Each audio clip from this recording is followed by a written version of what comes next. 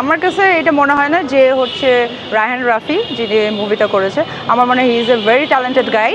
So আমার মনে হয় যে সব সময় সব মুভিতে যে গ্ল্যামারাস নায়িকা নিতেই হবে এটা নট নেসেসারি। হয়তো বা আমি দেখি নেই এই মুভিটা, তো আমার মনে হয় যে তাকে সাবিনা নূরের অভিনয় আমার খুব ভালো লাগে।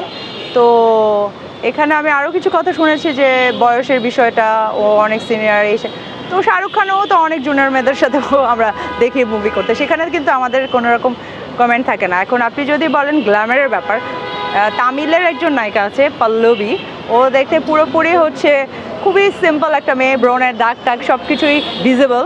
সো ওকে কীভাবে নায়িকা বলে এটাও কিন্তু কোয়েশ্চেন আসে, কিন্তু ওকে তামিলের প্রত্যেকটা মানুষ খুব নায়িকা হিসেবে খুব পছন্দ করে বিকজ অফ হার অ্যাক্টিং, তার এই জায়গা থেকে। সাবিনার আমার মনে হয় যে Sabina Noor she is a very excellent actress.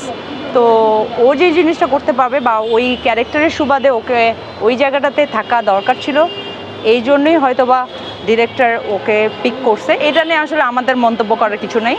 এটা যে গল্প, যে ডিরেক্টর, যে প্রডিউসার তারা ভালো জানে। এটা আমি নায়িকা সুন্দর দেখে, আমি গ্ল্যামারাস দেখে আমি ওই জায়গায় থাকতে পারতাম, এই চিন্তা ভাবনা যারা করে তারা আসলে বোকার সাগরে বসবাস করে। তাদের কথা শোনা বা তাদেরকে নিয়ে এত লাফালাফি করার কোনো কিছু নাই। তারা আসলে যারা মুভিটা করেছে তারা ভালো জানে কেন তাকে নেওয়া হয়েছে এবং কী দেখে নেওয়া হয়েছে।